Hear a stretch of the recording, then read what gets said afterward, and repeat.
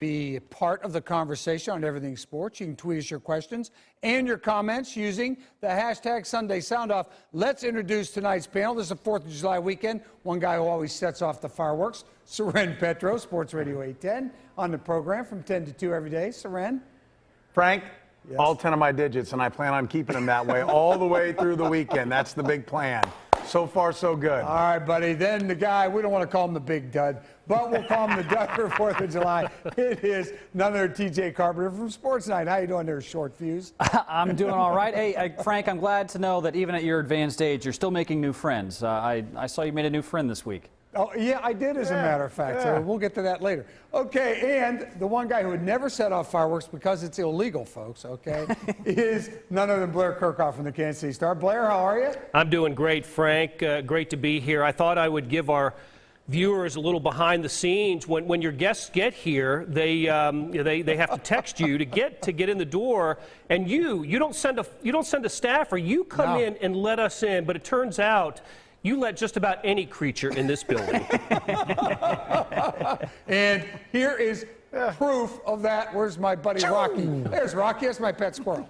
There you go. I just let him in the other day. You got it. All right, Joe, here's our hot topics of the evening. Which Royals pitcher do you have the most confidence in right now?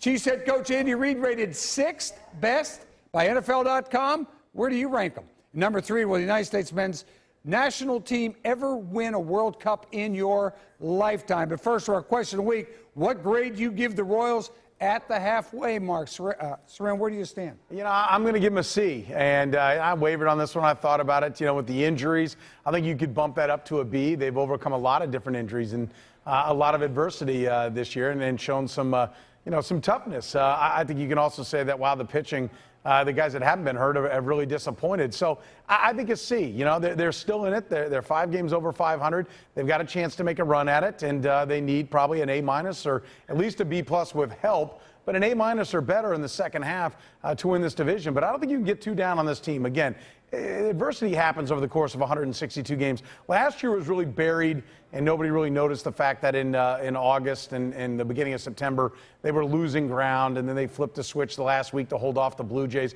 But they had a tough go at that point last year. This year, it's more highlighted because it's been earlier in the year. But I think overcoming that adversity and not getting consistent starting pitching, which is going to have to change, I think I'm going to give them at least a passing grade, and we'll see what happens in the second half. All right, TJ. Yeah, they're getting one of those report cards that you have to have mom sign when you take home to make sure the parents see it. It's not good. It's a passing grade, though, as Seren said, C, C+, something like that. They haven't been great. As Seren mentioned, their starting pitching has not been very good, although Danny Duffy's emergence in the rotation is a positive sign. I think the biggest issue for the Royals right now is that their problems don't really seem to be solvable.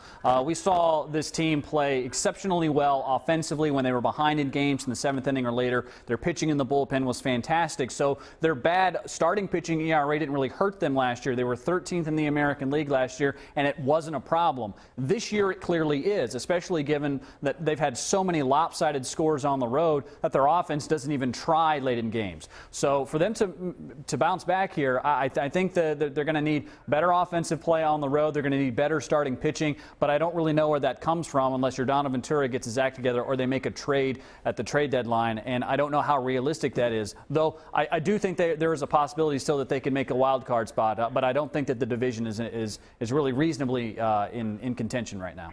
Blair, what do you think? I'm going to give them a B- with an A required in the second half of the season. They need a 4.0 in the second half of the season. Oh boy. And that's going to be difficult. And not only that, they need the Cleveland Indians to have about a 2.0 in the second half of the season, the way the Indians have been playing so far this past month.